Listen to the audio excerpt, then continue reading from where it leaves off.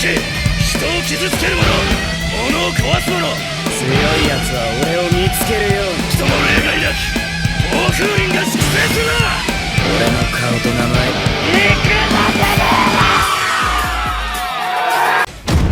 やれやれだわ。 Pada video kali ini, kami pun akan kembali membahas dan juga menceritakan mengenai sedikit bocoran cerita terbaru dari manga Boruto 2 Pusaran Biru, yaitu chapter yang ke-8-nya. Di mana semua isi bocoran cerita kali ini bersumber langsung dari salah satu user aplikasi Baidu yang bernama Rai. Jadi sudah jelas kebenaran dan juga keakuratannya sudah pasti dapat dipertanggungjawabkan. Oleh karena itu, tentunya tanpa perlu berlama-lama lagi, yuk langsung kita masuk aja ke dalam pembahasan utamanya. Kita mulai dari yang pertama. Manga Boruto 2 Pusaran Biru dibuka dengan sebuah cover bagian depan yang memperlihatkan kemunculan dari Jura.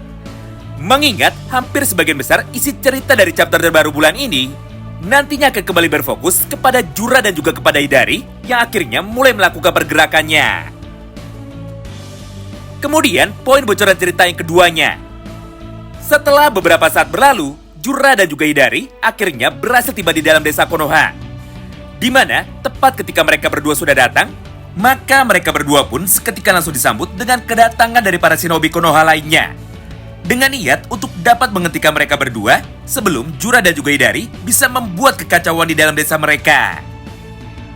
Walaupun pada dasarnya, para shinobi dari desa Konoha nampak sangat percaya diri dengan kekuatan masing-masing untuk bisa menahan para Shinju ini. Tapi sayangnya, keterbatasan informasi yang dimiliki oleh desa Konoha tentu saja saat ini menjadi hambatan. Karena pada dasarnya, tidak ada satupun dari mereka yang tahu sekuat apakah para Shinju ini dan apa tujuan dari para Shinju ini.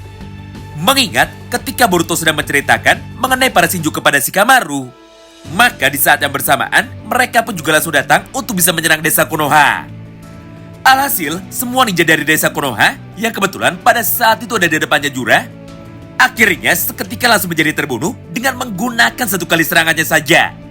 Yaitu satu buah serangan dengan elemen kayu yang membuat tubuh mereka menjadi tertusuk dan mati secara instan pada saat itu juga.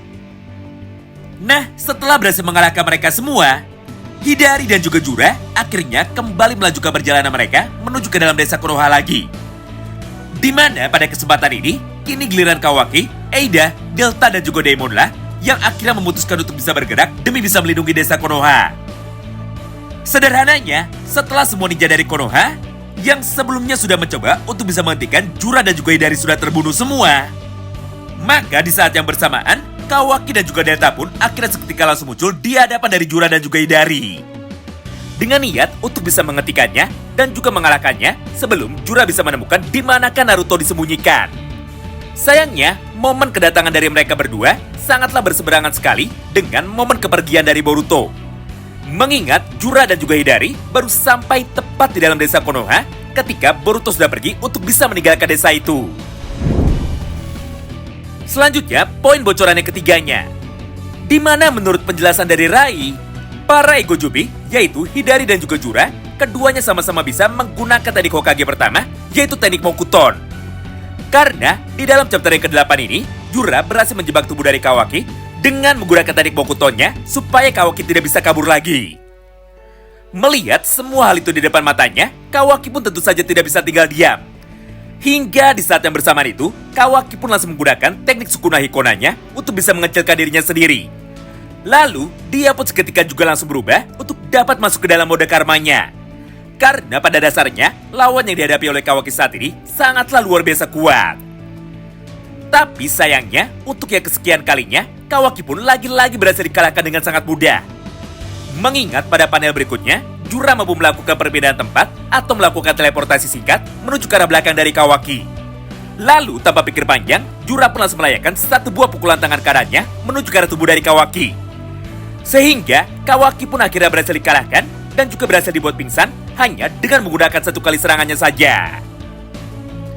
Nah, akibat serangan dari Jura barusan, tubuh dari Kawaki pun seketika langsung menjadi terbental menuju ke arah toren air yang saat itu ada di belakangnya. Sampai membuat toren itu langsung hancur dan Kawaki pun langsung terjatuh ke atap. Beruntungnya di momen ini, Delta mampu bergerak tepat waktu untuk dapat pergi menuju ke tempat Kawaki.